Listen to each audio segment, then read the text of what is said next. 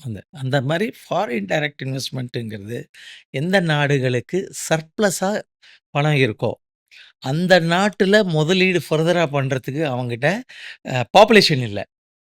நாடு பெருசா இருக்கு. ஆனா கம்மி பாப்புலேஷன். யு பணம் பெருசா இருக்கு. கம்மி பாப்புலேஷன். பணமும் பெருசா இருக்கு. நாடும் ரொம்ப இப்போ அமெரிக்கா எடுத்துக்கிட்டா இந்தியாவோட ஒரு 4 மடங்கு பெரிய நாடு. அகலம் இது எல்லாத்துலயும். ஏன்னா கோஸ்ட் டூ கோஸ்ட் ஃப்ளை பண்ணணும்னாலே 5 1/2 மணி நேரம் தேவைப்படுது. அந்த மாரியான பெரிய நாடு. ஆனா மக்கள் தொகை எடுத்துக்கிட்டா ஒரு 35,00,00,000 தான்.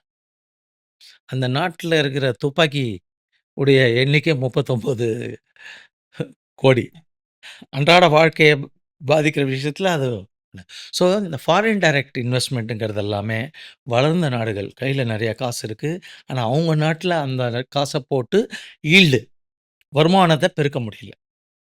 அ அப்போ அந்த நாடுகள்லாம் எந்த மாரி இருந்ததுன்னா, பேங்க்ல பணம் போடாதேன்றான் அவன் மக்கள. ஜப்பான்ல பேங்க்ல நீ பணம் வைக்கணும்னா, நீ பணம் குடுக்கணும். நீ தான் கட்டணும். அவன் வட்டி குடுக்க மாட்டான். நீ பேங்க்லலாம் போடாத செலவு பண்ணு. வச்சுக்கோ. இங்க கொண்டு வராத அப்படிங்கிறான். ஸோ இதுதான் வளர்ந்த நாட்டுக்கும், வளரும் நாடுக்கும், வளராத நாடுக்கும், பாவர்ட்டில இருக்கிற நாட்டுக்கும் இருக்கிற வித்தியாசம். இது அவசியம் நம்ம தெரிஞ்சுக்கணும்.